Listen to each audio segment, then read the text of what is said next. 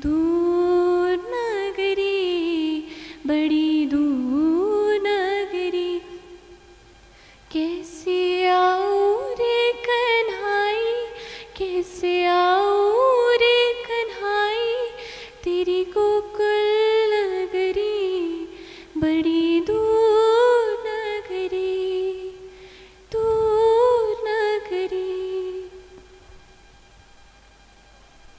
न सोना काम आएगा न चांदी आएगी, कर्मों का परताप तूने पाया मानव तन, कर्मों का परताप तूने पाया मानव तन।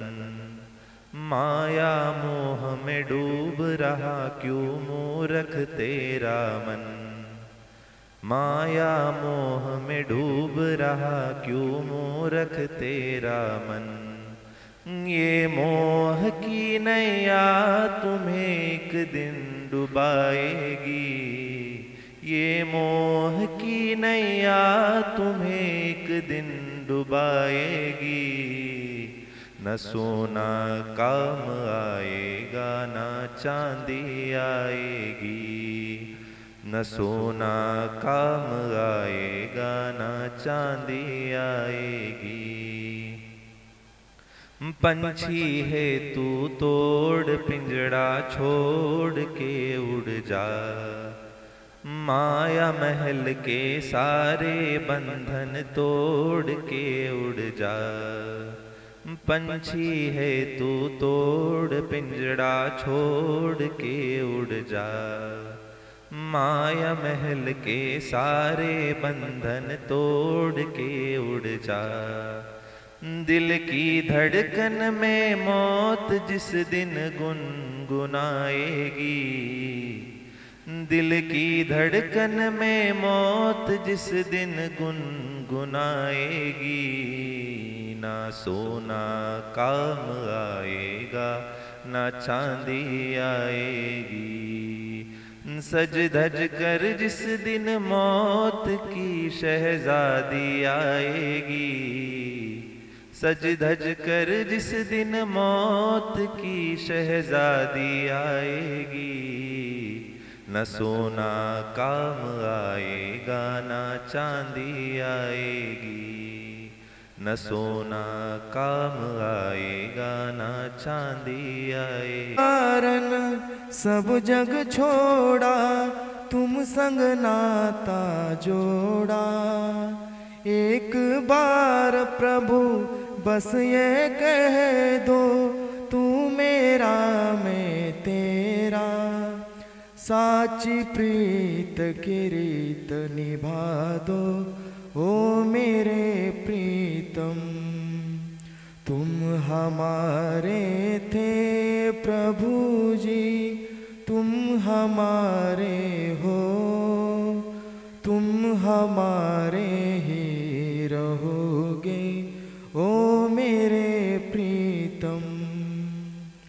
दास की विनती सुन लीजो ओ ब्रिजराज दुलारे, आखिरी आस यही जीवन की पूर्ण करना प्यारे। एक बार हृदय से लगा लो ओ मेरे प्रीतम, तुम हमारे थे प्रभु जी तुम हमारे हो, तुम हमारे ही रहोगे ओ मेरे प्रीतम। हम तुम्हारे थे प्रभु जी हम तुम्हारे हैं, हम तुम्हारे ही रहेंगे ओ मेरे प्रीतम।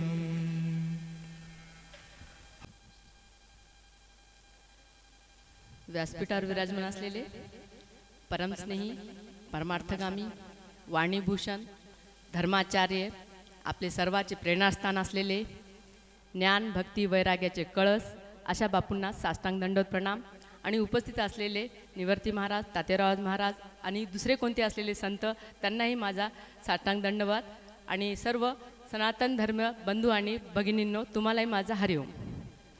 आज म्हणजे कसं झालेलं आहे, महाराजांनी काय सांगितली की सूचना की सत्संगामध्ये काय मुलीला बोलण्याची संधी दिलेली आहे, तर मुली का तयार होत नाही हे प्रश्नचिन्ह पडलेलं आहे. तर मी तुम्हाला सर्वांना सांगते की बाबा तुम्ही तयार व्हा ना. तुम्ही जर आपल्यासाठी सत्संग आहे ना, मग तुम्ही का मागे दडायला. आपल्याला सुवर्ण संधी आहे, महिला असो, महिला पण मुलीला पण म्हणजे कसं प्रत्येकाने जर तयारी जर केली तरच म्हणजे आपल्याला बोलण्याचं जे म्हणजे आपल्यामध्ये जे गुण आहे ते माहिती पडेल ना. म्हणजे आणि तुम्हाला काय म्हणजे बोलता येईल, तुमच्यामध्ये तुमचे काय विचार आहे, तुमच्या विचारांची देवाणघेवाण सुद्धा होईल. त्याच्यासाठी की नाही मी तुम्हाला मागे पण सांगलं होतं की प्रत्येकामध्ये एक गुण आहे, ते गुण काढण्याची गरज आहे. कोणी याच्यामधले समजा असं डल नाही आहे, तर आहे तुमच्याकडे गुण, फक्त तुम्ही काढण्याची समजा प्रयत्न करा, धाडस करा. ही महत्त्वाची सूचना तुम्ही नोंद करून घ्या. म्हणजे असं म्हणजे माझं वय झालं, माझी भाषा चांगली नाही किंवा मला बोलता येत नाही असं मनातून विचार अजिबात काढून टाका. मुलगी असो किंवा स्त्री असो, प्रत्येक स्त्रियांनी इथं बोललं पाहिजे. आता इथं म्हणजे प्रत्येक गावाचं समजा मी म्हणजे असं नियोजन लावाल की या गावातली ही महिला बोलल असं समजा नियोजन लावावं लागेल. तुम्ही जर तयार होईना गेलं तर मी गावागावचे समजा मला नियोजन लावून गावातील महिला हो किंवा एक युवती होईल ह्याचा नंबर लावण्याचा असं होईल. त्यासाठी प्रत्येकाने की नाही तुम्ही बोलण्याचा प्रयत्न करा. बोलता येत नाही असं नाही आहे, सगळ्यांना बोलता येते. तर फक्त तुम्ही प्रयत्न केल्यानंतर ते साध्य होईल. म्हणजे काय मी पण इथं बोलायला मी काय तुमच्यातली एक सामान्यच मुलगी आहे, मलाही असं काही ज्ञान नाही काय नाही. बोलत गेले की आपोआपच बोलता येते. फक्त आपले विचार तुम्हाला इथं कोणी हसणार नाही, कुठलं तुम्हाला दंड देणार नाही की बाबा तुम्ही असं बोललं की तुमची समजा भाषा व्यवस्थित नव्हती, असं कुठलंच नाही. तुमचे बोबडे बोलण्यासाठी ऐकण्यासाठी इथले बाबा आपल्या इथला सगळे समाज आपल्याला ऐकण्यासाठी जिथं तयार आहे, उपस्थित आहे. तर आपले गुण आपल्या स्त्री शक्तीला काहीतरी समजा चालना मिळावं हे कार्यक्रमाचा उद्देश आहे. आणि हे उद्देश जर बाजूलाच पडत आहे आणि जे बोलणाऱ्यांनाच बोलून चाललेलं आहे, त्याच्यासाठी प्रत्येकानं नोंद घ्या की हा आहे की नाही संकल्प सगळ्या महिलांसाठी युवतीसाठी आहे.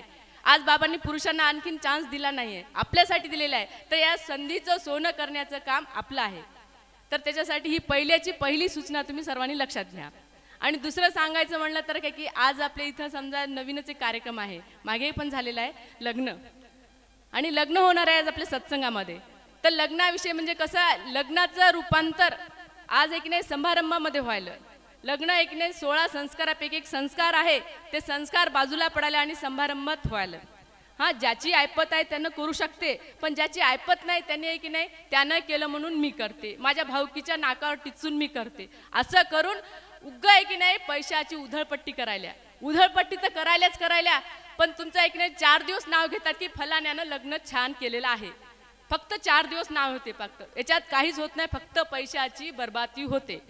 तुम्हाला एक नाही समजा 4 दिवस सगळेजण म्हणतात की फलाण्यानं लग्न छान केलं, पण याच्यामध्ये वधू वराला की नाही काहीच मिळत नाही. अहो तुम्ही वधू वरांच्या उपयोगासाठी भावी जीवनासाठी तुम्ही एक नाही त्यांना दुसरं काहीतरी द्या ना.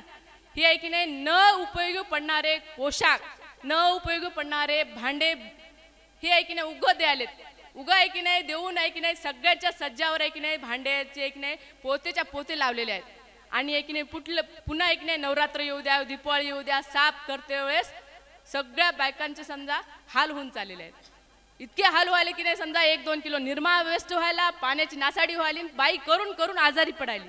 अहो आपला समाज कुठं चालला हे लक्षात द्या ना. तुम्हाला जर द्यायचंच असेल नाही की नाही तुम्ही पॅकेट द्या पैशाचं, 10 100 रुपये 200 रुपये किंवा 300 रुपये समजा. एक नाही तुम्ही जर असं जर दिलं तर त्या घरमालकाला उपयोगी तरी होईल ना.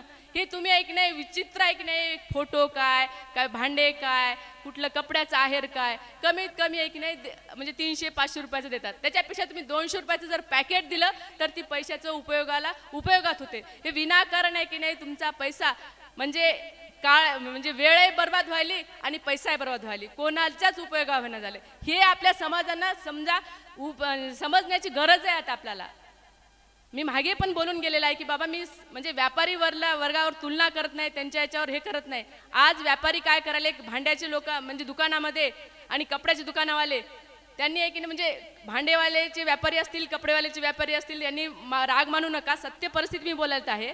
आज कसं व्हायला समजा आपला समाज आपण आहे की नाही समजा ह्यांनी दिले म्हणून मी देतो म्हणून जवळजवळ एक नाही मुलीला एक नाही 1 लाखाची भांडे द्यायले. 1 लाखाचे भांडे द्यायले, कामाना काजाची. ती मुलगी कधी तुम्हाला एक नाही घरी प्रोग्राम करणं झाली, सगळे एक नाही फंक्शन हॉलमध्ये व्हायले, तिचे काय तुम्ही दिलेले मोठे गंज भगोने काही उपयोगाला न झाले. आणि ते सज्जावर बसून राहिले, सज्जा तुटून चालला किंवा ती रूम आहे की नाही आडगळीची रूम होऊन चाललेली आहे. तर तुम्ही असं काहीच करू नका. त्याच्यासाठी की नाही तुम्हाला उपयोगाला येणार असेल तर पैशाचं तुम्हाला पॉकेट देऊ शकता तुम्ही. जर लाजत असेल तर तुम्ही फोन पे करा, गुगल पे करा, काही करून त्यांना द्या. पण असं भांड्याची नासाडी करू नका. कारण आहे की नाही व्यापारी लोक आज एका दुकानचे 4 दुकान करायले, 4 दुकानाचं कंपनी करायले.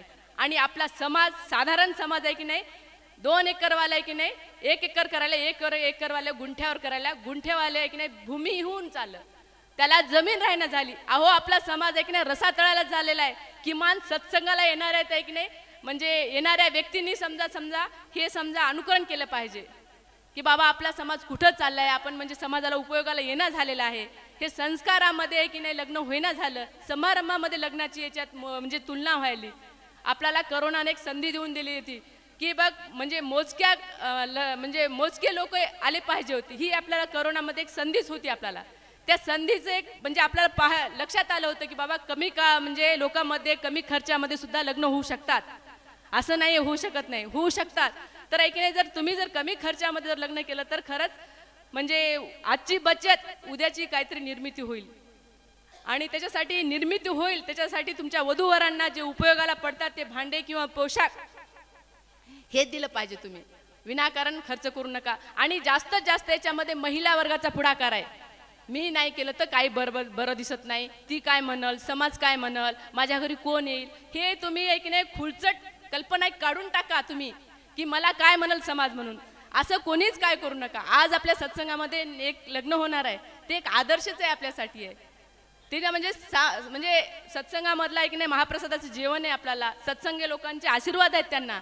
असं आहे की नाही अशा प्रकारे इथं लग्न आहे. तर हे लग्न आहे की नाही समजा संस्कारात बदला, फक्त लग्न आहे संस्कारात बदला, हे एवढंच समजा आहे. तुम्ही आहे की नाही इतकं म्हणजे ते दुकानात जाता, खरेदी करता, 1 नाही 2 दुकान हिंडता, हे फोटो बरं नाही, ती साडी बरोबर नाही, हे करून आहे की नाही म्हणजे शॉपिंग करून आणता. आणि लग्नाला जाते वेळेस एवढं अवघड होते ना ते गाडीवर बसून.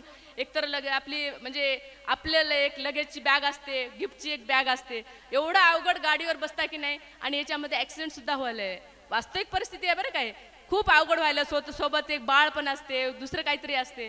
त्याच्यासाठी हे आहे की नाही तुम्ही आहे की नाही उपयोगाला पडणाऱ्याच वस्तू तुम्ही द्या. भलतेच त्यानं केलं म्हणून मी करू नका. कारण आहे की नाही जरी मुलाचं जरी लग्न जर असेल आणि मुलीचं लग्न असेल, मुलीच्या लग्नाला जर 100 रुपये खर्च आला तर मुलाच्या लग्नाला 80 रुपये खर्च येतोच, येत नाही असं नाही आहे. त्याच्यासाठी की नाही फक्त की नाही काळाची म्हणजे वेळेची आणि पैशाची बचत कसं करता येईल हे तुम्ही लक्षात घ्या ना. आणि आजच्या विवाह प्रसंगाने की नाही प्रत्येकाने की नाही शुभ आशीर्वाद द्या त्यांना. आणि त्यांच्या मी पण त्यांना की नाही त्यांच्या भावी जीवनाला की नाही यशस्वी हो, त्यांचे म्हणजे जीवन आहे की नाही सुफल सृजमय हो आणि त्यांच्या आयुष्यामध्ये यशस्वी हो पुन्हा एकदा त्यांनी. आणि मी एक नाही जर काही जर बोललं असेल तर मला म्हणजे महाराज चांगलं माफ म्हणू नको म्हणलं, पण व्यापारीबद्दल बोलले ना तर व्यापारीवाल्यांना वाटेल की बाबा ही कशी बोलली म्हणून. तसं तुम्ही बिलकुल म्हणून घेऊ नका.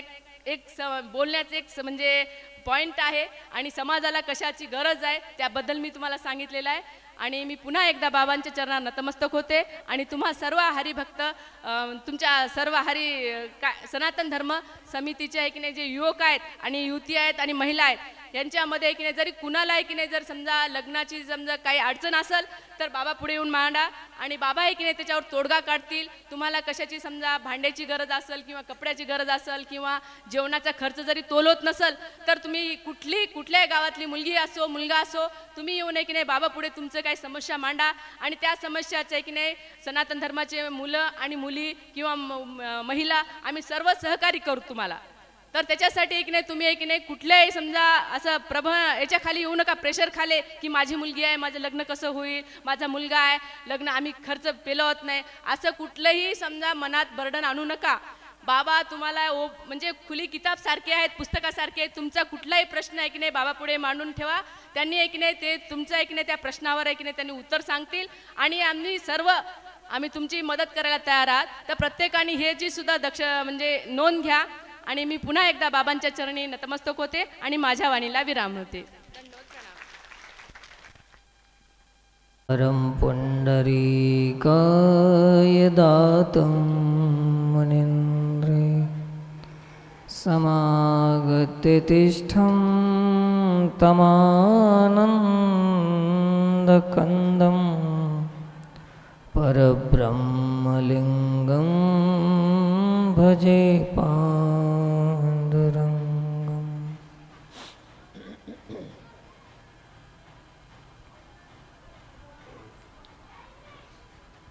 भगवत कृपेने चालू असलेल्या सत्संग कार्यक्रमामध्ये भगवान श्रीराम तत्व अशा तत्वाशी संबंधित चर्चा आपल्या सत्संगामध्ये आहे।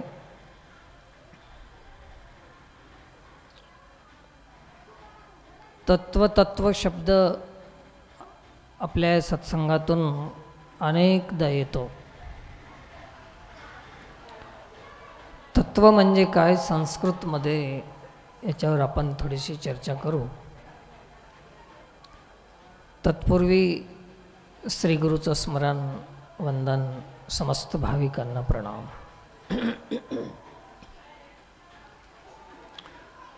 संस्कृतमध्ये तत् म्हणजे ते, त्व म्हणजे तू, तत्त्वम ते तू आहेस। ज्या भगवंताविषयी आम्ही चर्चा करत आहोत, ज्या तत्वाविषयी आमची चर्चा आहे, ते तत्व तूच आहेस।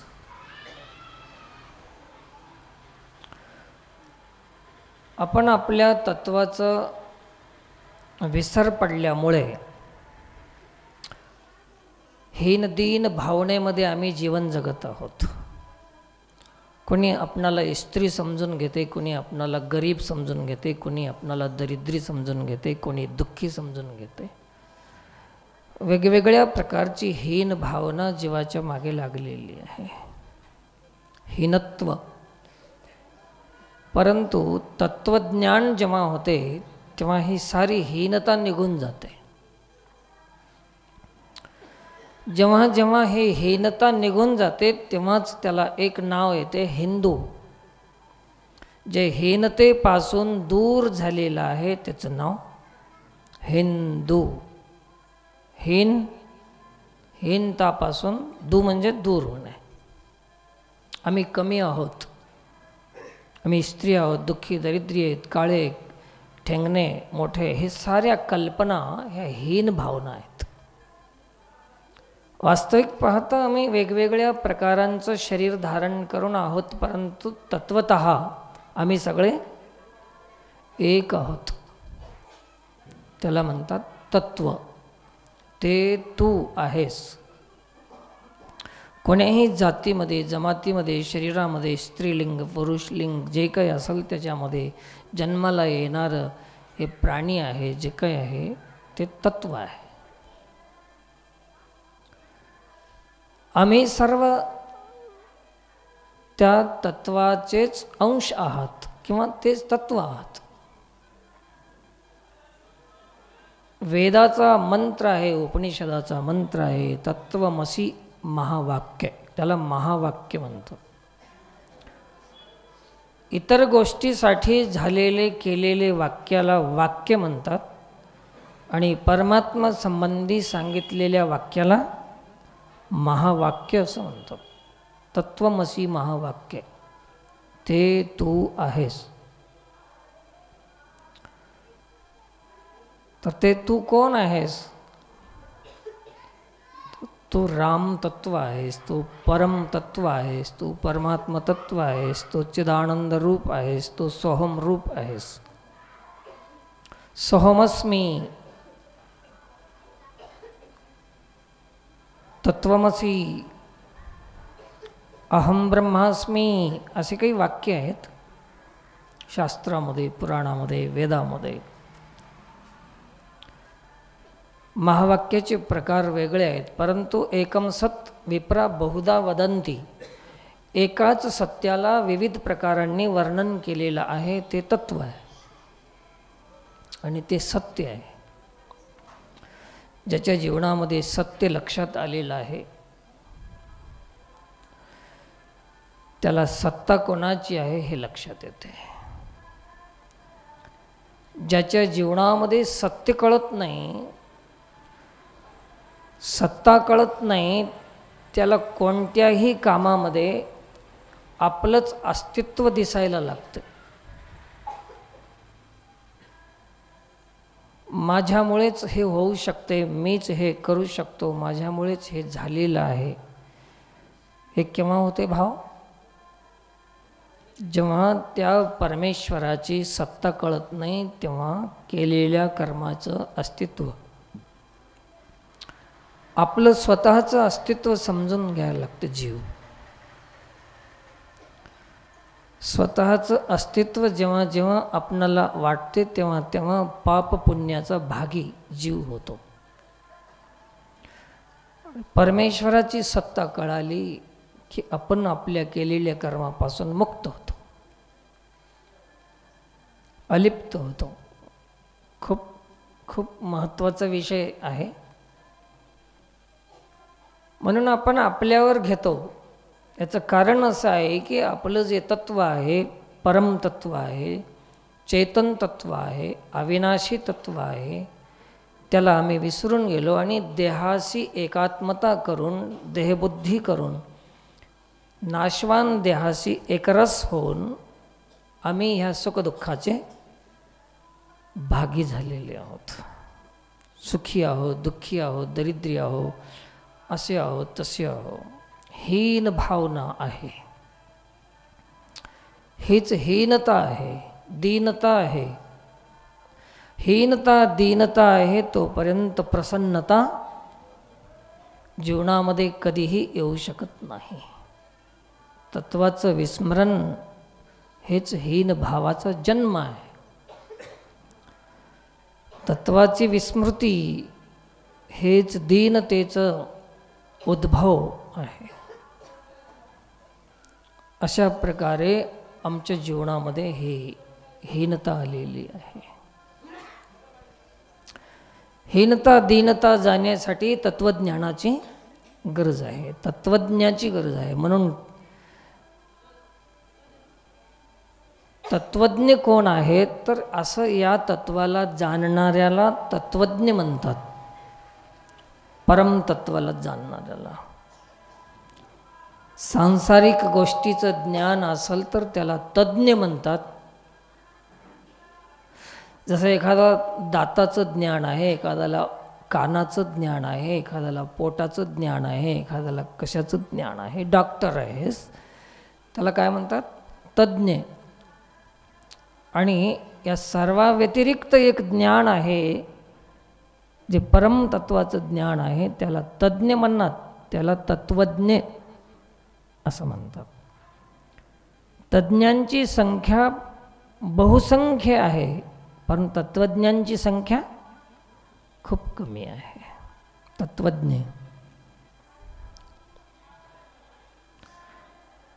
उपदेक्षन्ति ते ज्ञानं ज्ञानिनः तत्वदर्शिनः तद्विद्धि प्रणिपातेन परिप्रश्नेन सेवया उपदेक्षन्ति ते ज्ञानं ज्ञानिनः तत्वदर्शिनः.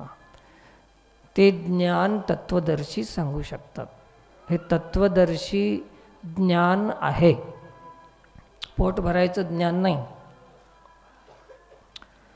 मग त्या ज्ञानासाठी सत्संग आहे आणि सत्संगामध्ये तत्वज्ञाची गरज आहे. आणि तत्व जाणून घेणारा जिज्ञासू पाहिजे. अतः तो ब्रह्मजिज्ञासा, ब्रह्मतत्वाची जाणण्याची जिज्ञासा ज्याला आहे त्यालाच हे सत्संग समजते. आणि तो पापापासून सर्वदा मुक्त होतो, दोषापासून मुक्त होतात. हे झालं तत्वज्ञान. मी असंच बोलत राहीन तर तुम्हाला आजचा सत्संगच झाला नाही असं वाटेल. त्याला बदलण्याचा प्रयत्न करतो थोडा. आता काही तत्त्वज्ञ आहेत, त्यांना बरं वाटतंय ऐकायला, पण बाकी हे काही वेगळंच आहे असं वाटू शकते, कारण आपल्या ओळखीचं नसतं, हे परिचयाचं नसतं. म्हणून माणसं परिचय नसलेल्या विचारापासून तोंड फिरवण्याची शक्यता आहे. हे नवं आपलं नवं आहे. कीर्तनामध्ये गर्दी होती ना, कोण्या कीर्तनात होत्या? आपल्या परिचयाचा विषय असला, बायकोचं, नवऱ्याचं, सासूचं, सुनाचं, भाऊजाईचं सांगणारा महाराज जर असला तर हे माणसं इथं राहणार नाहीत, दुसरी संख्या येईल इथं. पोट धरून हसवायला, पोट धरून हसवायचं तुमचं काम, हसायचं, आणि पोट भरून खायचं महाराजाचं काम. धरून हसणारे तुम्ही पोट, आणि भरून घेणारे महाराज. असली सवय लावून ठेवलेली आहे, तर तत्वज्ञान म्हणलं तर कुठून पचणार आहे आपणाला. म्हणून थोडं बदललो मी. आता तिकडं चाललो होतो, पण थोडंसं बदललो, जड वाटलं थोडंसं. आता थोडे डोसके हलके झाले. आता मला माहीत आहे, सवय आहे ना थोडी थोडी, पण ते थोडं थोडं देतच द्यावं लागतं, एकदाच नाही देणार.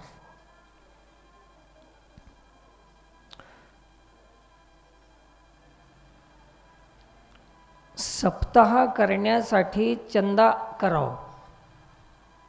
आता बघा, तुमचे समजणाऱ्या गोष्टी सांगायचा प्रयत्न करालो. सप्ताह करण्यासाठी काय करावं? चंदा करावं. चांगली गोष्ट आहे,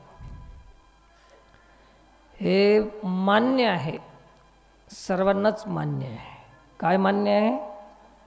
सप्ताह करण्यासाठी चंदा. चंदा म्हणजे पैसे वसूल करावं. चांगली गोष्ट आहे. परंतु पूर्वीच्या काळामध्ये सप्ताह करण्यासाठी चंदा करत होते लोक. आता सगळ्यांचं लक्ष इकडं लागलंय की हे सांगतंय काय आता. तेच तर आहे कमाल. पूर्वीचे लोक सप्ताह करण्यासाठी चंदा करत होते. किती बार झालं सांग ना? 3 वेळेस तर झालं असेल. सप्ताह करण्यासाठी चंदा करत होते, पण आता मात्र बदललेलं आहे. चंदा करण्यासाठी सप्ताह आहे. आता थोडीशी गदा अंगावर आली आपल्या, आहे ना. खूप कठीण काम आहे ते. काम तेच आहे, पण भाव बदलला. आता काय बदलला? भाव बदलला. पूर्वी काय करत होते सांगा ना? आता सप्त्यासाठी. आता काय करतात माहीत आहे तुम्हाला? पक्का खरं आहे का खोटं आहे? नक्की?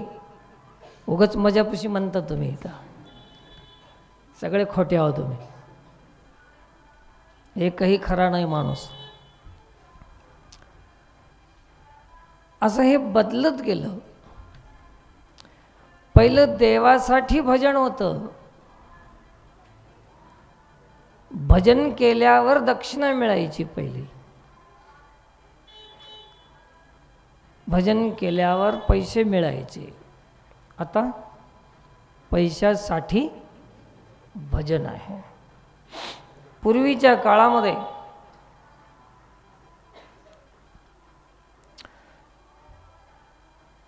शिष्यांना दीक्षा द्यायची, शिक्षा द्यायची, शिकवण द्यायची, संस्कार द्यायचे, आणि त्याच्या मोबदल्यामध्ये त्यांना काहीतरी मिळायचं. याचं नाव गुरुजी. पैसे मिळायचे, आहे ना. शिक्षण शिकवल्यानंतर जे मिळते, जे घेतात ते गुरुजी आहेत, गुरु आहेत. आणि घेण्यासाठी शिकवतात ते नौकर आहेत. गुरुजी आणि नौकरामध्ये फरक काय?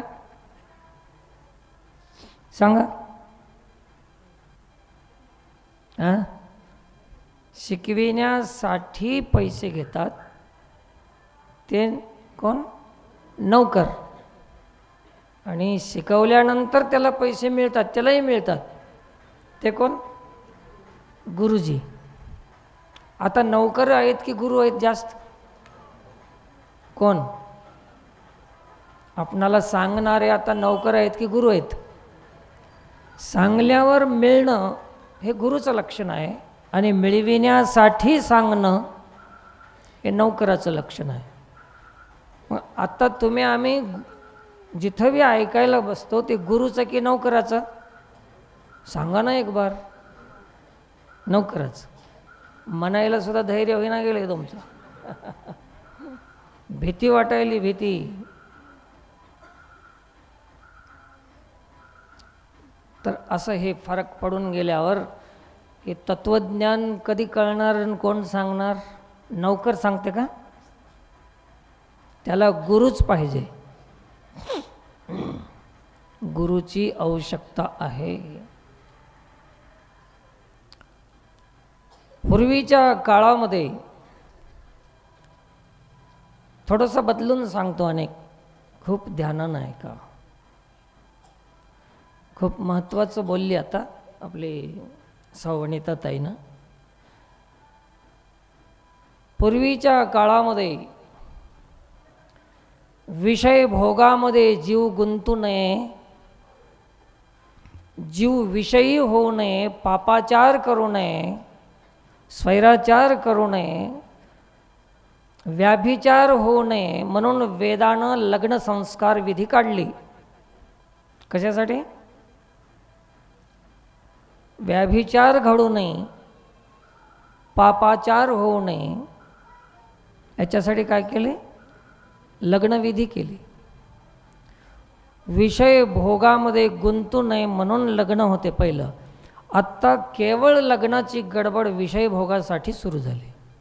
या काळचे लग्न विषय भोगासाठी आहेत आणि त्या काळचे लग्न विषय भोगात पडू नये याच्यासाठी होते. त्याचा उद्देश वेगळा होता आणि आताचा उद्देश वेगळा आहे. म्हणून जे संस्कार होते तेच समाजामध्ये विकाराच्या रूपानं बदलत चाललेले आहेत. जे संस्कार होते तेच विकार बनत चाललेले आहेत. आणि जेव्हा माणसाच्या जीवनामध्ये संस्काराची जागा विकारानं जर घेतली तर त्या माणसाचा धिक्कार झाल्याशिवाय राहत नाही. पापाचार होऊ नये म्हणून लग्न होतं. व्यवहारामध्ये विकृती येऊ नये म्हणून लग्न होतं. श्रीमद भागवत एकादश स्कंद वाचवा, त्याच्यामध्ये लग्नाचे विधी कशामुळे आली आहे हे त्याच्यात सांगितलेलं आहे. का आलेलं आहे? वर्णसंकर होऊ नये, पाप होऊ नये, जीव भटकू नये. एकदा एकाला पती मानलं की दुसरे सगळे पिता समान आहेत आपल्या जगातले. हे संस्कार देण्यासाठी लग्नविधी आहे. एकाला जर पती मानला तर पुन्हा सगळे पित्या समान आहेत, बंधू समान आहेत. एकाशी जर लग्न केलं मुलीशी तर नंतर त्या सगळ्या मातृ समान आहेत. मातृवत परदारेषु परद्रव्येषु लोष्ठवत. वेदाचे मंत्र आहेत, हे वेदाचे शब्द आहेत. परस्त्री माते समान, परपुरुष पिता समान, हे मानण्याची पद्धत, हे संस्कार आहेत त्याच्यामध्ये. म्हणून लग्न संस्कार आहेत. लग्न करणं संस्कार नाही. या संस्कारामुळे लग्न केल्या जाते म्हणून त्याला लग्न संस्कार असं म्हणतात. बऱ्याच लोकांना कळत नाही की लग्न म्हणजे कसा संस्कार आहे. तर हे संस्कार दिले जातात ज्याच्यामध्ये, त्याला म्हणतात लग्न संस्कार. आता ते संस्कारासाठी लग्न होते का मोठेपणासाठी होते? पुन्हा मी त्यांच्या भाषणाला अनुमोदन करतो. आता थोडंसं माझ्या शब्दामध्ये सांगतो. मला तेवढी शुद्ध मराठी येत नाही. पूर्वीचे लग्नाची जे संस्कार विधी आहे ते संस्कारासाठी लग्न होते, ते आता संस्कारासाठी राहिले नाहीत. आता लोकांच्या मनामध्ये लग्न म्हणजे संस्कार कशाला म्हणतात, तर आपली जमीन इकाव, आपलं प्लॅट इकाव, आपलं घर इकाव आणि खर्च करावं, त्याचं नाव लग्नाचा संस्कार. संस्कार काय होता? पाप होऊ नये, व्याभिचार होऊ नये, मातृभावना पितृभावना कायमची टिकून ठेव, याच्यासाठी लग्न होते. खर्च करण्यासाठी लग्नाची विधी नव्हती, असं वेदामध्ये सांगितलेलं आहे. आता काय झाले, आपणाला काय वाटते की हे एवढा खर्च केला तरच आपण संस्कार केले म्हणे. आता खर्चाचंच नाव संस्कार ठेवलेलं आहे.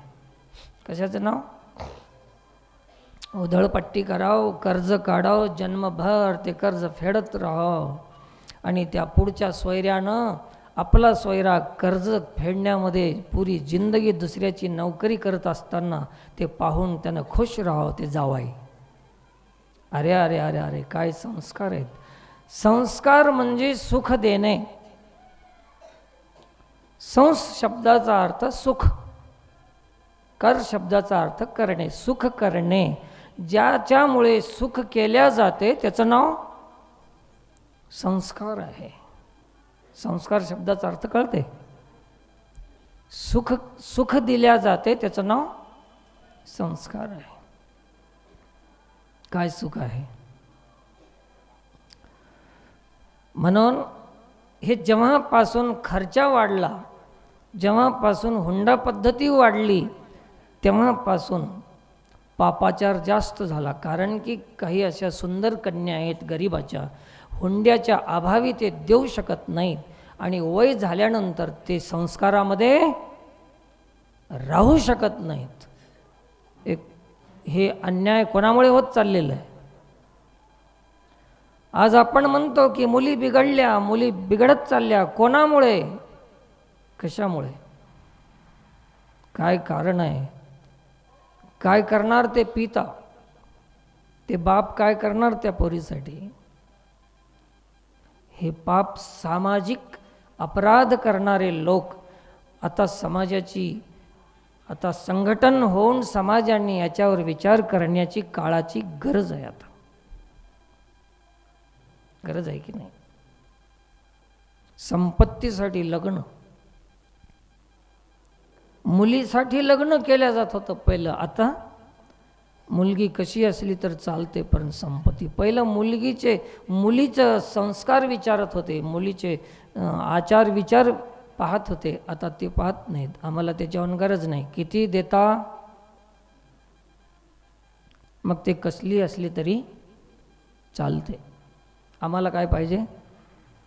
संपत्ती पाहिजे, संस्कार नाही. सांगा काय झालंय पतन समाजाचं? म्हणून गरिबाचे ज्या घराण्यामध्येच अन्याय जास्त का होते? अन्यायाला बळी तेच जास्त पडतात. मजबुरीमुळे त्यांना पाप करण्याची वेळ का येते?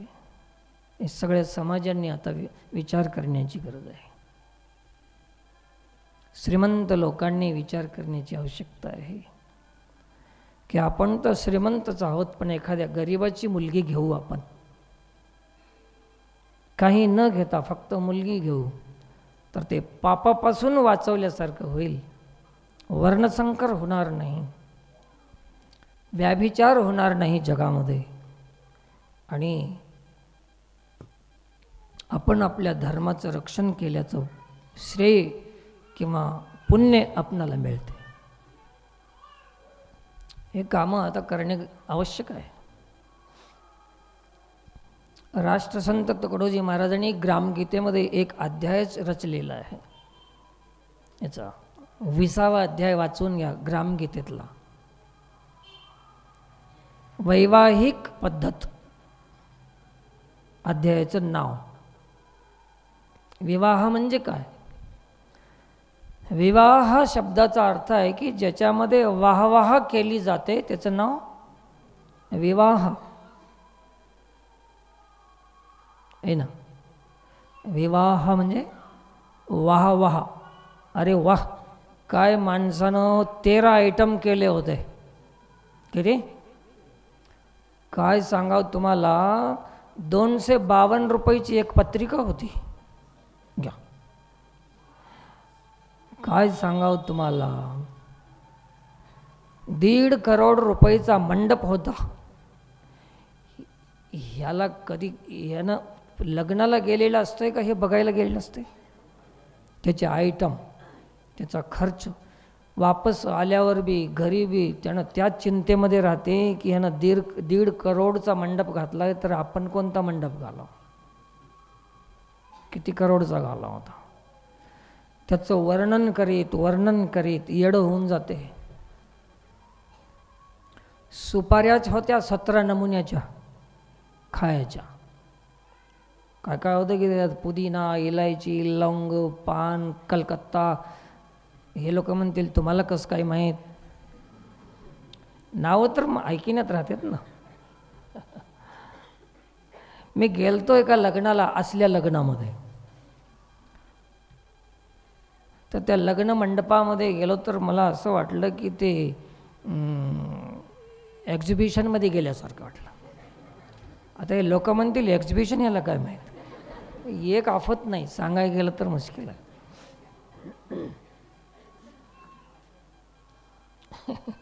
अरे बाबा, सगळंच बघावं लागतं एक बार तरी. काय राहते तरी काय बघावं लागेल ना. कोणी कोणाला विचारत नाही अशा पद्धतीनं हे जे वाढून गेलेलं आहे. संस्कारासाठी लग्न होतं, फुगीर करण्यासाठी नव्हतं. पण संस्कार बाजूलाच राहून गेले, उद्देश बाजूला ठेवला आणि याच्यामध्ये फुगीरपणा, मोठेपणामुळे समाजाचा चुराडा वाजून गेलेला आहे. गरीब लोकांवर अन्याय झालेला आहे. मग आता इथं असतील तर कोणी ऐकून ठेवा आणि प्रयत्न करा. कमी माणसं बोलून लग्न करण्याचा प्रयत्न करा. मंदिरामध्येच लग्न करण्याचा प्रयत्न करावं. जास्तीत जास्त देवाच्या साक्षीनं लग्न करण्याचा प्रयत्न करावा. 2, आयरं वगैरे बंद करून टाकत जावं. 3, हुंडा ज्याच्या परीनं त्यानं जेवढं देऊ शकते तेवढंच घ्यावं. 4, आणि हे करण्यासाठी एकच उपाय आहे की दोन्ही पक्षाचे माणसं लग्नाच्या आधी एका जागी बसावं की आपण आपणाला एकमेकाला कसं वाचवायचं याच्यावर मीटिंग घ्यावं, ते बैठक घ्यावं. तुम्ही आम्हाला वाचवा, आम्ही तुम्हाला वाचित आहोत. दोघंही मोठेपणा सोडूत आणि संस्कारानं आपण लग्न करू. असं 2 पार्टी जर एका जागी बसून विचार केले तर नक्कीच हे प्रथा बदलू शकते, याच्यामध्ये काही संशय नाही. हां, असं तर शास्त्रामध्ये नाही किंवा कुठेही प्रमाण नाही की असं नाही केलं तर तुम्हाला नरकाला जावं लागते, असं आहे का? लग्नामध्ये 1 करोड खर्च झाला तर स्वर्गाला जाते आणि 50 लाखात केलं तर नरकाला जाते, असं आहे का? अरे याला काय संबंध काय? स्वर्गाचा नरकाचा संबंध काय? म्हणून स्वर्गाला जाते की नाही की, परंतु या पद्धतीमुळे इथंच नरक तयार झालेलं आहे. स्वर्गाला जाणं तर तिकडंच राहिलं. जेव्हा या पद्धती बदलतील तेव्हा हे स्वर्ग होईल आणि अशाच पद्धती वाढत जातील तर हेच नरकप्राय आहे, नरका समान आहे. म्हणून आता सध्या आपण नरकातलेच कामं करायला होत आम्ही. ज्या ज्या गोष्टी समाजाला बाधक आहेत, जाचक आहेत, ज्या गोष्टी समाजावर अन्यायकारक आहेत, त्या गोष्टीचा अवलंब करणे म्हणजेच आम्ही नरकाला जाण्याचा मार्ग शोधत आहोत. नवे नवे इथंच नरक तयार करण्याचा प्रयत्न चालू आहे. म्हणून जबरदस्ती लादल्या जाते ते लग्न. स्वयंवर शब्दाचा अर्थ आहे की स्वयंस्फूर्तीनं वधूवरांच्या मनानं ते केलेलं आहे, पसंतीनं केलेलं आहे. आणि या आणि त्या पक्षाला दोन्हीच्या बी पसंतीनं त्याच्या मनावर याच्या मनावर असं लग्न जिथं असते त्याला लग्न म्हणतात. आणि वाहवा करण्यासाठी केलं जाते त्याला विवाह म्हणतात. आणि ज्याच्यामध्ये बर्बादी होते त्याला शादी म्हणतात. बर्बादी असे हे प्रकार आहे त्याचे वेगळे प्रकार आहेत. पण दोन्ही बाजूनं स्वतंत्रता देऊन करणं हे स्वयंवराचं लक्षण आहे. पूर्वीच्या काळामध्ये स्वयंवर असं नाव होतं, जबरदस्ती नाही. आता असं नाही की ते पोरगी म्हणते की मला ते पोरग पसंत नाही, तर पोरीला सांगतात की बेटा पसंत नाही म्हण नको, लय मोठी प्रॉपर्टी आहे तू हो म्हण. जबरदस्ती तिला तयार करतात आणि त्याच्यामुळे तिचा संसार जीवनभर नरकप्राय संसार होऊन जाते. जन्मभर रडत राहा, पंचायती करीत राहा, जीवनभर सोयरे धायरे बोलवीत राहा. कोण काय करणार नंतर फसून गेलेला मामला असतो, कोणालाच काही करता येत नाही. जीवन पूर्ण नरकप्राय होऊन जाते. म्हणून स्वयंवराची पद्धत होती. तर त्या पद्धती रामाचं बी लग्न कसं होतं, स्वयंवर, तिच्या मनावर. आणि ते बी पण ठेवला होता, उगाच कोणी बी करून घेऊ नये म्हणून. कोणता, जे धनुष्य उचलेल त्यालाच सीता माळ घालील. आता बी असं ठेवा, काहीतरी एक मोठा गोटा ठेवा, जे उचलून डोसक्यावर घेईल त्यालाच पोरगी द्यायची. त्याला पॉईंट गळून गेलेलं समजना गेले, निघाले प्रॉपर्टी बघून द्यायला. काय हीन दीन अवस्था आली. अरे त्याचे गाल बसून गेले पुड्या खाऊन, बिड्या ओढून छाती खोकला होऊन गेली काळीभोर. त्याच्या चेहऱ्यावर तेज नाही, नूर नाही.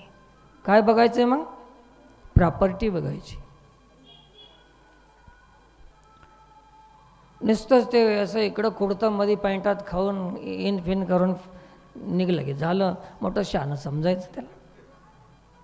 त्याला इन कळणार नाही, एव्हाही कळणार. काय पद्धत निघाली आता. स्वतःची बॅग उचलून घेऊन जाण्याची ताकद त्याच्यात राहिली नाही. हे कसा भार वाहील संसाराचा. म्हणून अशी पद्धत होती त्या काळामध्ये.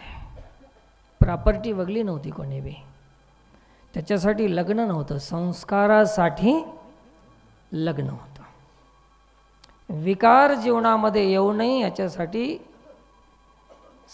लग्नाचे संस्कार होते. आणि ते वयामध्ये आल्यावर बरोबर करायचे. अशा पद्धतीनं प्रत्येक माणसांनी प्रत्येक विवाह करण्यामध्ये आता विचार करा. बिना विचार लग्नाचं गडबड कोणीही करू नका. म्हणून प्रत्येकाला विनंती आहे, लग्न संस्कार त्या पद्धतीने करण्याचा प्रयत्न करा.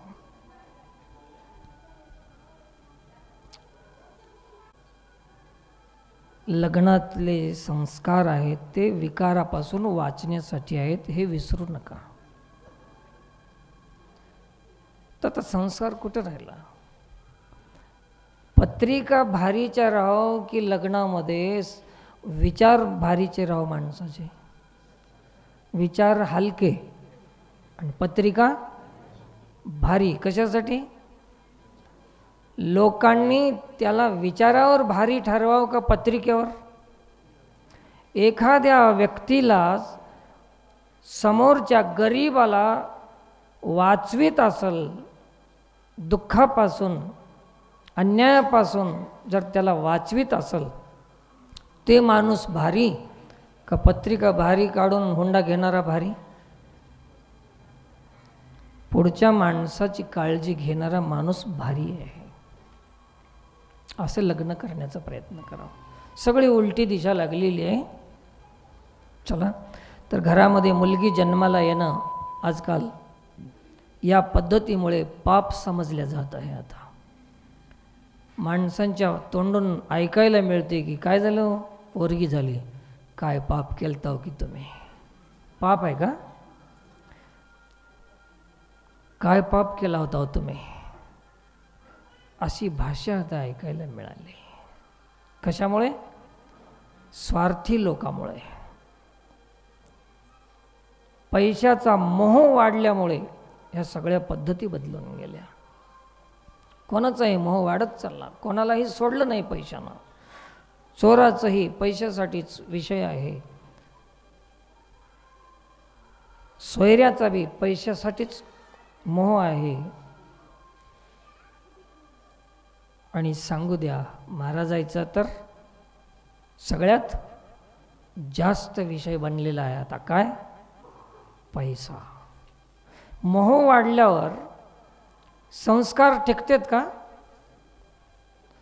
जोपर्यंत मोह कमी होणार नाही तोपर्यंत हे संस्कार या नावानं ओळखले जाणार नाही. अशी ही पद्धत आहे. आणि असे संस्कारामध्येच जीवन जगण्याचा प्रयत्न आपण करीत आहोत. थोडंसं बोलत जा, सगळ्यांनीच धैर्य करत जा. नवीन नवीन मुली एक एकच बार बोलून बसल्या, आमचं झालं काम म्हणल्यासारखं आहे ना. पुन्हा प्रयत्न करा, एक दोन दोन गोष्टी बोलत जा. तुमच्यामध्ये धाडस येईल, धैर्य येईल, तुम्हाला बी पारख करण्याची बुद्धी येईल. तुम्ही बोलत जा थोडंसं. जोपर्यंत तुम्ही कमजोर राहाल तुमच्यावर अन्याय होणारच. स्वतः तुम्ही आत्मनिर्भर व्हा, बोलण्यामध्ये तत्पर व्हा. आगाऊ बोलण्यात नाही, कामाचंच बोलण्यामध्ये. आम्हाला मुलींना बोलायला लावण्याचं कारण काय आहे की ते स्वतः थोडी तरी बोलकी झाली पाहिजे. मुलींनो, जर तुम्ही बोलायला शिकला नाही तर जिंदगीभर तुम्हाला बोलूनच घ्यावं लागेल. याच्यासाठी थोडं बोलायला शिका ना. असे आमचे प्रयत्न आहेत. लोकांना काही कळत नाही. हे काय मध्ये मध्ये मुलीला काय बोलायला लावायचं, हे कोणतं ज्ञान सांगायला? ज्ञानाची गरज नाही आम्हाला. अरे ज्ञानी लोकांनी तर भंड आणला आता. आपलं ज्ञानाचं दुकान लावून कमाई करून घेतली आणि हे असेच अज्ञानीच राहून गेले. म्हणून स्वतः बोलायला शिका. जे बोलत नाही त्याला बोलूनच घ्यावं लागते जीवनभर. ते पुरुष राहो, ते स्त्री राहो, कोणत्याही जातीमध्ये जन्माला या, आपण आपणाला तयार केलं पाहिजे. आपण आपणाला बनवलं पाहिजे, चांगलं प्रसन्न ठेवलं पाहिजे, आत्मनिर्भर झालं पाहिजे. धैर्य, शौर्य, पुरुषार्थ करण्याचं जे काही विचार आहेत ते प्रत्येकाला देवानं अवधी दिलेली आहे, संधी दिलेली आहे, अवकाश दिलेला आहे. कशाला आपण व्यर्थ घालायचं? हे करून घ्या. बोलणं हे आहेच. पूर्वीच्या काळामध्ये हे महिला संत होऊन गेल्या, महंत होऊन गेल्या, वीर होऊन गेल्या, शूर होऊन गेल्या. युद्ध करणाऱ्या महिला होत्या, उपदेश करणाऱ्या महिला होत्या, उपचार करणाऱ्या महिला होत्या. प्रत्येक काम महिलांनी केलेलं आहे. इतिहास साक्षी आहे. सर्वांनी मदालसा नावाची एक महिला उपदेश करण्यामध्ये आज प्रसिद्ध आहे. उपदेश मदालसा देह निर्मिला कैसा, आहे की नाही? उपदेश करणारी महिला आहे, उपचार करणारी महिला आहे. अशा महिला होऊन गेल्या. काय झालं नाही तिने? उपचार करणारी महिला म्हणजे डॉक्टर झाल्या, उपदेश करणारी महिला म्हणजे गुरु झाल्या, युद्ध करणारी महिला शूर झाल्या. अशा होऊन गेल्या. झांसी लक्ष्मी राणी आपल्याला जेवढ्या माहीत आहेत तेवढ्या.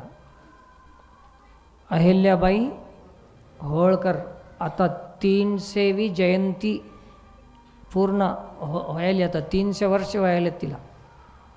आज भी तिचं नाव ताजा तराना नाव आहे. कशामुळे? कुछ किए बिना जय जयकार नहीं होती, कोशिश करने वालों की कभी. अरे फिर क्यों नहीं करेंगे कोशिश?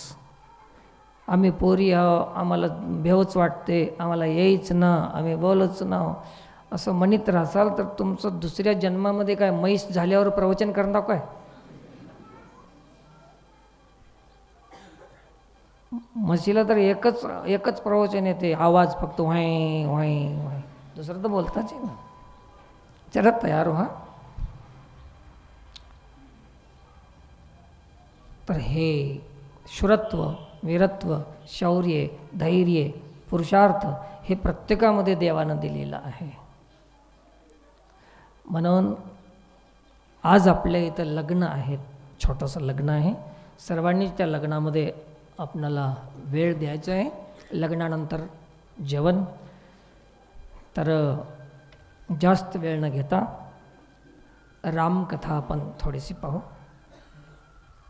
संस्काराबद्दल पुष्कळ बोलायचं आहे, अजून बोलतच राहायचं आहे. तर हे माझे विचार पटले असतील कोणाला तर 2 पार्ट्या बसून बसत जा, विचार करीत जा. कमीत कमीमध्ये आपण पद्धत बदलून काम करण्याचा प्रयत्न करू, असं विचार करत जा. असतील कोणाचे तर ठीक आहे, शक्य झालं तर करा, पुण्य होईल तुम्हाला, पाप होणार नाही. काल एका गावाला गेलो होतो मी, मागे 2 दिवस गीता जयंती होती. एका गावात गेलो, एकाच्या घरची त्यांची आई वारली होती, ती भेटण्यासाठी त्या घरी गेलो होतो. मांडवा गावामध्ये गोवर्धन मंडे म्हणून आहेत, त्यांची आई वारली होती, त्यांना भेटण्यासाठी गेलो होतो. तर ते सगळा परिवार बसला, असा जमा झाला. त्यांच्याशी चर्चा केली, दुःखामध्ये सहभागी होऊन, आणि विचार झाला की मग ते विचारले की महाराज आम्ही आता काय करायचं सांगा तुम्ही. त्याने विचारलं. म्हणलं तर हे जे 13वीची पद्धत आहे हे वाढत चाललेली आहे, बिना कामाची. कुठलीही पद्धत वाढत गेली, हे फुगीरपणासाठीच वाढले. हे एवढंच त्याला दाखवायचं आहे की आम्ही आईचे एवढे मोठे भक्त आहोत. कशासाठी वाढवायचं ते? तसं वाढिल्यानं भक्ती होते का? जिवंत असताना तुम्ही तिच्यावर प्रेम करा, जिवंत असताना तिची सोय सेवा करा. आणि त्यांनी केली होती तशी सेवा. म्हणलं तुम्हाला हे 13वी वाढवायची गरज नाही. तुमच्याकडं संपत्ती आहे, देवानं दिलेली आहे, तर आईच्या नावानं सामाजिक कार्यामध्ये त्या संपत्तीचा उपयोग करा. जेवणामध्ये खर्च करू नका तुम्ही. त्याने म्हणले महाराज सांगा तुम्ही, तुमची आज्ञा आम्ही पालन करू. त्यांनी लगेच काम केलं. एक परिवारातून बहिणी होत्या, लेकी होत्या, नाती होत्या, त्या सर्वांना बोलून घेतलं बैठकीमध्ये आणि सर्वांच्या देखत सांगितलं की माझ्या आईनं जे काही पैसे जमा केलेलं आहे आजपर्यंत, किती आहे माहीत नाही, पण मोजल्यानंतर कळलं. पण त्या पैशात तुम्हाला वाटून घ्यायचं आहे का काही करायचं आहे? महाराजाच्या म्हणण्यावर काही करायचं आहे का तुम्हाला पैसे वाटून घ्यायचे आहेत? तर त्या बहिणीनं, लेकीनं, नातीनं सगळ्यांना सांगितलं की आमचा 1 पैशावर बी हक्क नाही. जे महाराज म्हणतील त्याच्यात आम्ही ते पैसे देऊन टाकू. बघा, होत नाही म्हणतात लोक, माणसं चांगले नाहीत म्हणतात. आहेत की नाहीत? सगळ्यांनी होकार दिला. ते पैसे मोजायला सुरू केले. तिने ठेवलेले पैसे अजून काही सापडायचे होते. मी गेलेल्या दिवशी जेवढे सापडले ते 53,000 रुपये सापडले.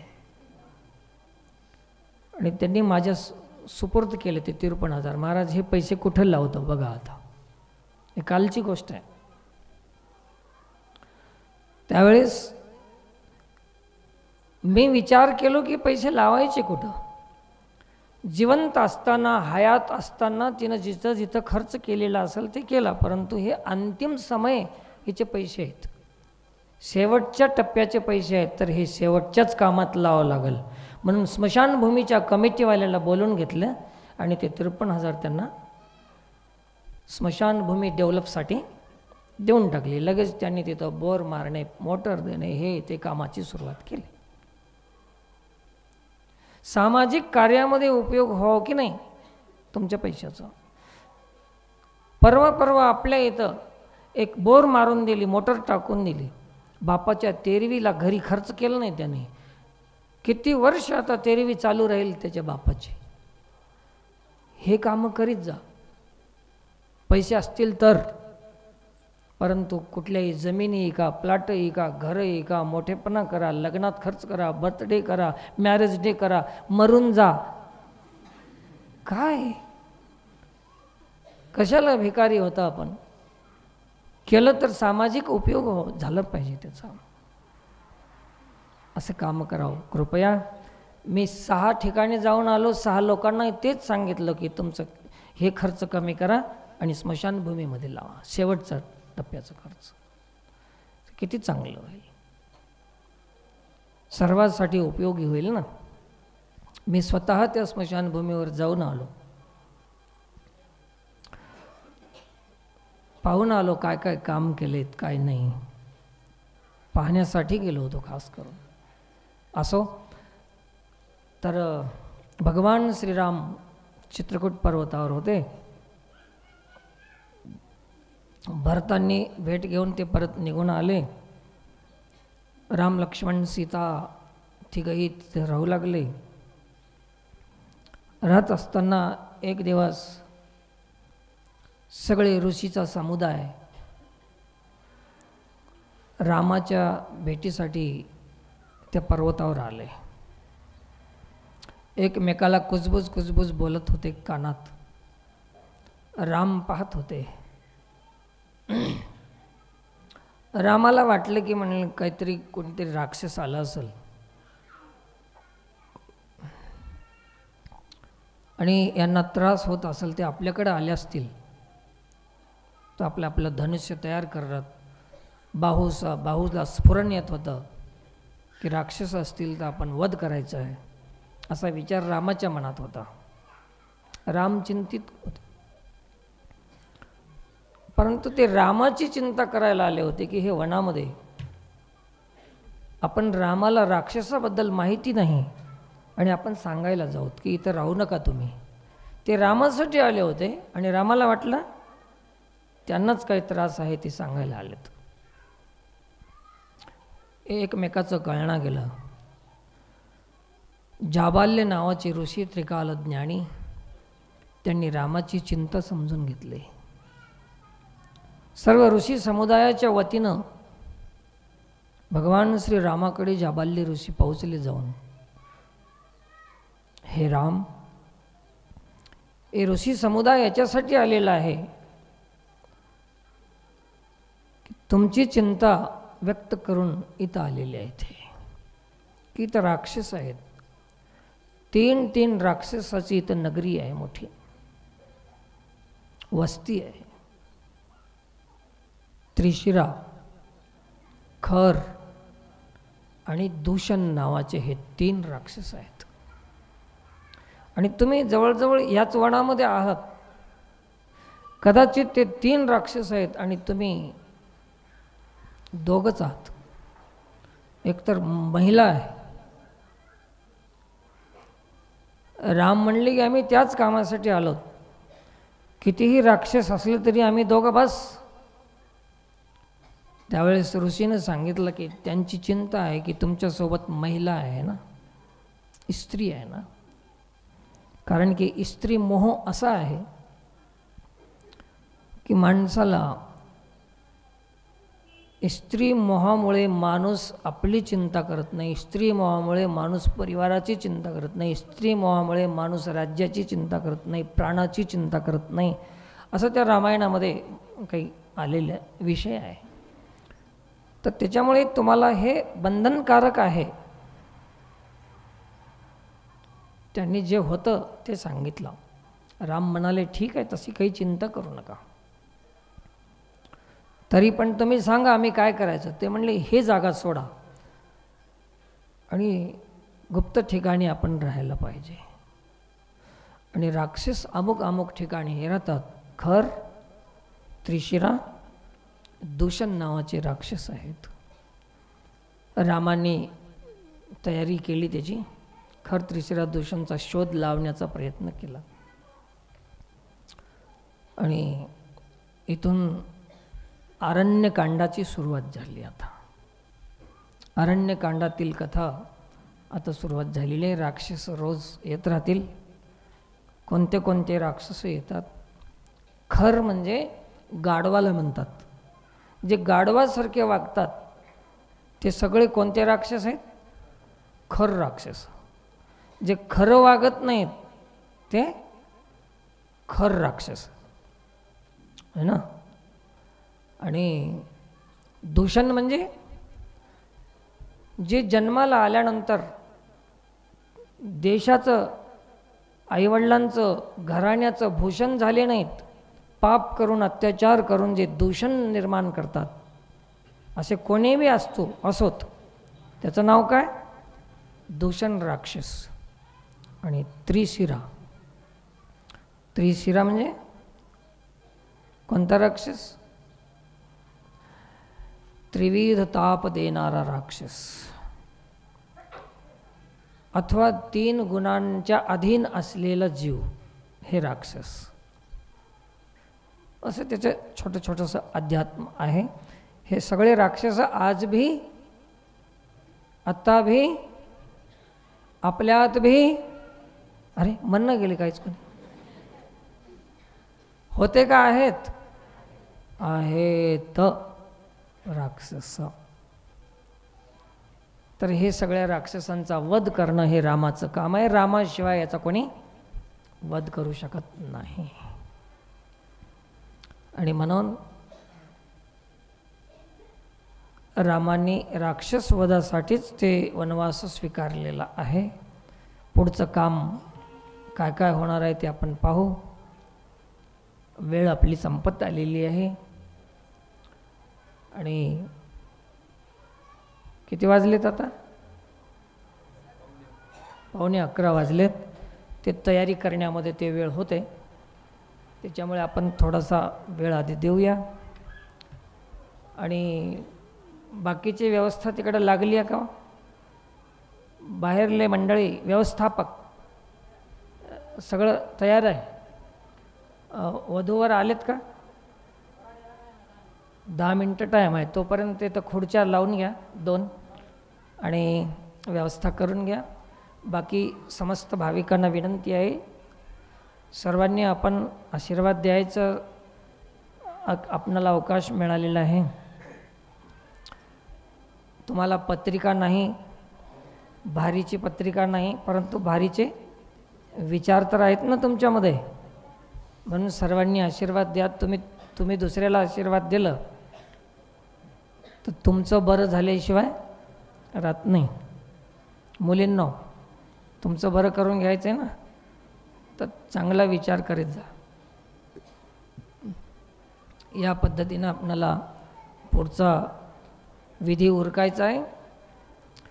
आणि खरं तर आमचं असं आहे की लग्नामध्ये जायचं नाही. आणि जर लग्न येत असेल सत्संगमध्ये तर त्याला नको म्हणायचं. आम्हाला लग्नात जायचं नाही आणि लग्न होऊन येत असेल तर नको म्हणायचं नाही. कारण इथं जर लग्न येईल आमच्या पद्धतीनं होईल, आणि आम्ही जर लग्नात जाऊ तर आम्हाला त्यांच्या पद्धतीत जावं लागेल. इथं आलं तर संस्कारात होईल आणि तिथं गेलं तर विकारात लग्न होईल. मोठेपणा, पुन्हा आहेर, उपचार, आजकाल पहिला आयर महाराजाला राहते लग्नामध्ये, पहिला आयर. ब्रह्मचार्य असेल तर निस्ता आयर राहते गुरु, आणि बायकोवाला असेल तर जोड्यानं आयर त्याला. समजलं नाही? कसं काय हसला होता? जोड्यानं आयर करणार, असा आयर केला जातो. म्हणून हे आपल्या संस्कारामध्ये लग्न आहे. तर इथं अजून कोणाचे लग्न अशा कमी खर्चामध्ये करायचे असतील, आमच्या विचारात करायचे असतील, तर विचार करून इथं लग्न करीत जा. कमीत कमी खर्चामध्ये वाचविण्याचा, दोघाला एकमेकाला वाचविण्याचा प्रयत्न करावा, अशी सर्वांना विनंती करतो. मोठेपणा नको आहे, आणि असं लग्न करायचं आहे, तसं लग्न करायचं आहे, काय होत नाही. एक दिवस लग्न केल्यानं काय होत नाही. जिंदगीभर संसारात चांगलं नांदणं हे चांगलं आहे. एका दिवसाच्या सोहळ्यानं काहीच होत नाही. काय होणार आहे? जीवनभर असं स्वर्गसम संसार करावं, घराणा स्वर्गासारखं घर बनवावं, हे खरं महत्त्वाचं आहे.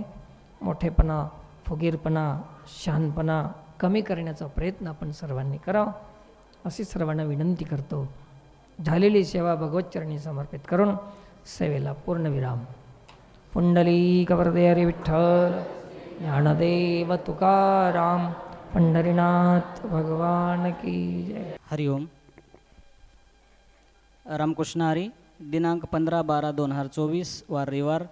सत्संग क्रमांक 1014. तिथी मार्गशीर्ष पौर्णिमा. आणि महाप्रसाद आजचा ईश्वरनगर, इस्लामनगर ह्या गावचा महाप्रसाद आहे. तरी गावकरी मंडळीला धन्यवाद. ईश्वरनगर. येणारा रविवार दिनांक 22/12/2024 वार रविवारी नळेगावकर गावकरी मंडळीतर्फे महाप्रसाद राहील. आणि आता आपल्या इथं विवाह सोहळा होणार आहे. चिरंजीव चेतन संघ चिरंजीवी सौभाग्यकांक्षिणी अश्विनी यांचा 11:10 वेळ आहे. 1-5 मिनिटामध्ये वराड येईल. आपल्याला वेळेवर लग्न लावायचं आहे. आणि आपल्या ह्या सत्संग मंडपासाठी दानदाते समोर आलेले साईनाथ सीताराम केंद्रे राहणार गंगापूर यांच्याकडून आपल्या ह्या बांधकामासाठी 1000 रुपये दिले तरी धन्यवाद. ज्यांचं नाव घेतलं आहे त्यांनी इथं येऊन पावती घ्यावी बापूपाशी, ही विनंती आहे. सुभिद्राबाई देवकते जुन्नी हे आजीमाईनं 1020 रुपये दिले तरी धन्यवाद. अनुसयाबाई इच्चोडा या आजीमाईनं 3000 रुपये. गाव नाव अण्णा विचारलं तर हे माझं मंदिरच आणि पांडुरंगच माझं सगळं आहे. जे आहे ते माझं इथं देवाचंच आहे बापू, आलेले पैसे देवासाठी घ्या आहे म्हणून ह्या आजीमाईनं 3000 रुपये आपल्या इथं दिलेले आहेत. लतिकाबाई तुळशीराम पाटील जाधव आडेगावकर यांनी देखील 1100 रुपये दिले. कोंडीराम चंपतराव पाटील चव्हाण पवना यांनी देखील आपल्या ह्या कामासाठी 1000 रुपये दिले. सर्व दानदात्याला धन्यवाद आहे. रामकृष्ण हरी. ज्यांचं नाव घेतलं त्यांनी लवकरात लवकर येऊन पावती घ्यावी, ही विनंती आहे. आता लगेचच आपल्याला लग्नाची तयारी करायची आहे. सोहळ्याची निवेदन संपलं. या लवकरात लवकर या. कोंडराम पाटील. आरती ओवाळू माझ्या सद्गुरुदेवाची, आरती ओवाळू माझ्या सद्गुरुदेवाची. पंचारत्या पंचप्रणाच्या लाविल्या ज्योती, पंचारत्या पंचप्रणाच्या लाविल्या ज्योती. ओवाळी तारती, ओवाळी तारती, मनोरथ पूर्ण करी गुरुमूर्ती, मनोरथ पूर्ण करी गुरुमूर्ती. आरती ओवाळू माझ्या सद्गुरुदेवाची, आरती ओवाळू माझ्या सद्गुरुदेवाची. ओम पूर्णमदः पूर्णमिदं पूर्णात् पूर्णमुदच्यते पूर्णस्य पूर्णमादाय एवावशिष्यते। ॐ शान्ति शान्ति शान्तिः।